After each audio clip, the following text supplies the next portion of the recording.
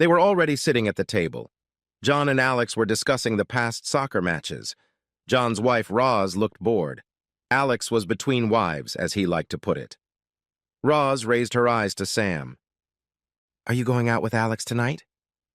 The look on Sam's face told her the answer was no. "I think you should. There's nothing good about moping around at home all the time. You need to get out, get back into a routine. Not all girls are like Angie, you know." But that was the point. He wanted a girl like Angie. Hell, he wanted Angie himself. But at the mention of her name, everything went back to normal. The night she came home and made that shocking confession. The presentation had gone so well, she and her boss had gone out to celebrate. She'd gotten really drunk, and they'd ended up sharing a bed. She was full of remorse, but Sam couldn't get over it. And now he was alone. The elderly man walked over to the table and started a conversation. "I'm doing some research," he said, "and I need your opinion. If you could live one day of your life over again, when would it be? There are a few rules. You can't benefit financially, and you can't tell anyone what you know will happen." "Easy," John said. "The day Spurs won the cup in 1991, my dad took me to the match. Fantastic day." Roz frowned and looked at John before offering her own suggestion. "Our wedding day. It was the best day of my life." Alex just shrugged. "And you, sir?" The man turned to Sam. "It looks like you've already decided on the day." "August 7th, 2013. The old man reached out and touched Sam's arm. As expected, he woke up alone, but the bed next to him was warm. He picked up his phone to check the time. 6:30 a.m. on July 8th, 2013. Angie came out of the bathroom in just her bra and panties. "Hey, sleepyhead. Sorry for getting up early. It's a big day. If my presentation is well received, it could lead to a promotion." Sam slid her hands under her breasts and pulled her back onto the bed. "Let Sally do it. Call in sick and stay here with me."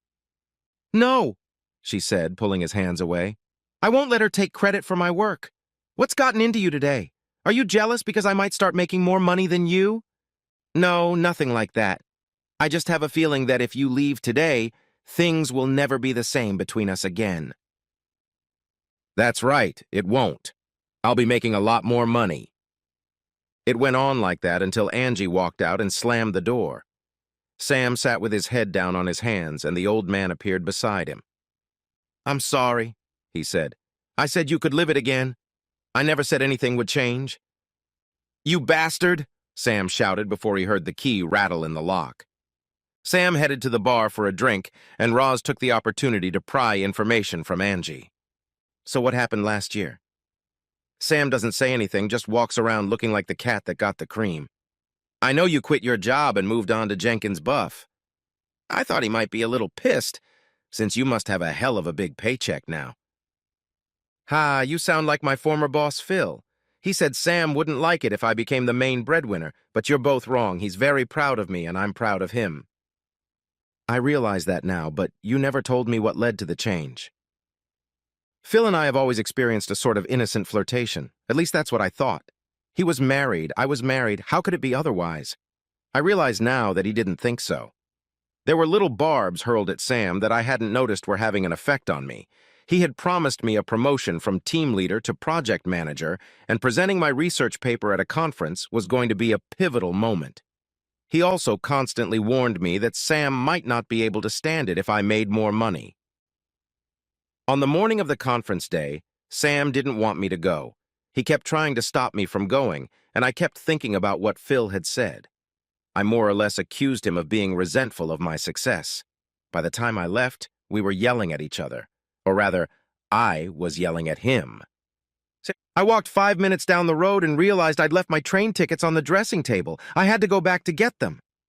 When I got to the front door, I heard Sam yelling at someone, but when I opened the door, no one was there. I told him not to think anything, that I just went back to get my tickets. That's when he caught me off guard. "You don't need tickets. I'll take you there.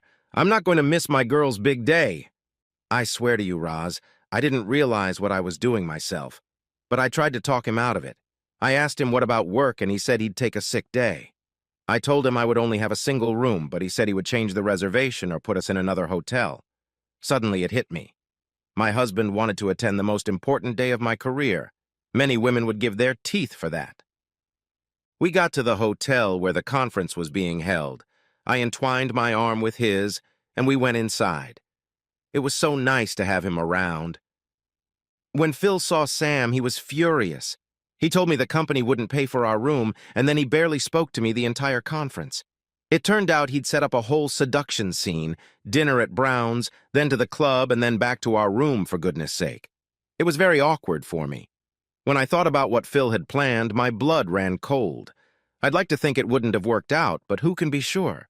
Mix a little euphoria with a friend and alcohol, and who knows what might happen. I knew that if I guessed, Sam would have guessed too.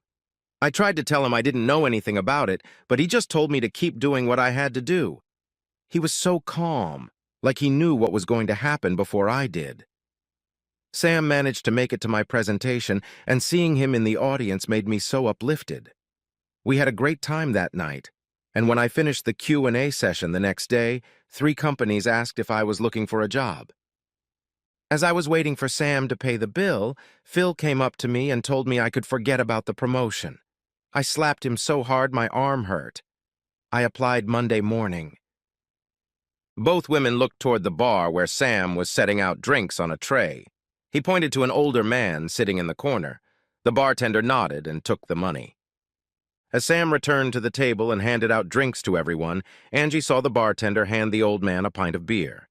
They exchanged a few words, and the bartender pointed to Sam. Before sitting down at the table, Sam turned to the old man and raised his glass to him. The old man made a reciprocal gesture, and Sam sat down. "Who is this?" asked Angie. "This is a man who has done us both a huge favor.